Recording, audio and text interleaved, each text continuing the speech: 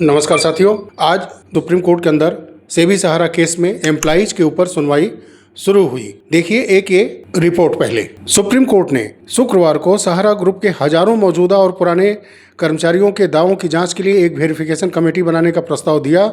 ये कर्मचारी सेबी सहारा refund account से बकाया सैलरी, ग्रेजुइटी और दूसरे टर्मिनल ड्यूज के पेमेंट की मांग कर रहे हैं।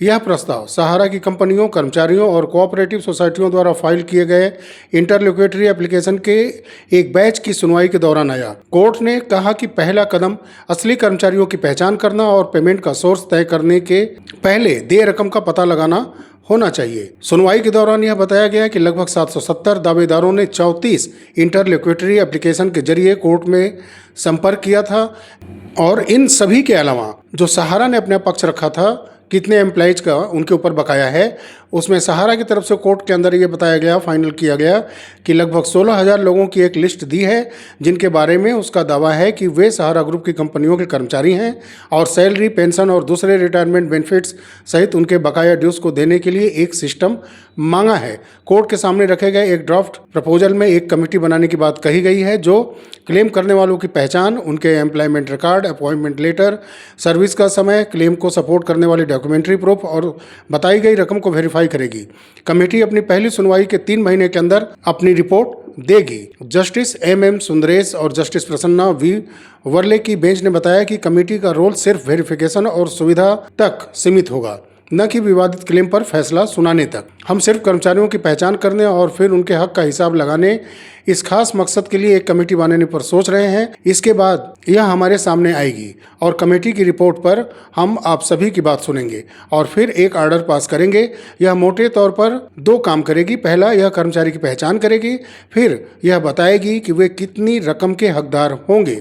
सेबी की तरफ से पेश वकील ने चिंता जताई, जो कि वाकई में लाजमी है, कि सेबी सहारा रिफंड अकाउंट से पेमेंट सिर्फ उन्हीं कंपनियों के लिए किया जा सकता है जिनके एसेट्स असल में बेचे गए हैं और उस अकाउंट में जमा किए गए हैं। हालांकि बेंच ने कहा कि वेरिफिकेशन का काम पूरा होने के बाद ऐसे मामलों पर विचार किया जाएगा।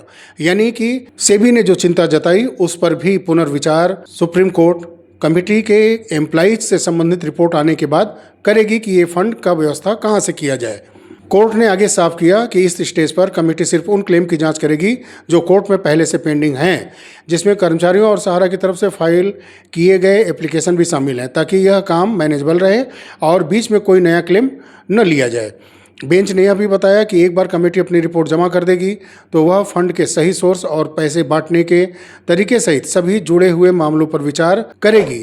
तो ये एक खास रिपोर्ट हमने आपके समक्ष रखी है। सोर्स मीडिया न्यूज ही है, लेकिन ये बातें कोर्ट के अंदर हो चुकी हैं। बहुत जल्द ही ये सभी मीडिया प्लेटफॉर्म पर आ जाएगा।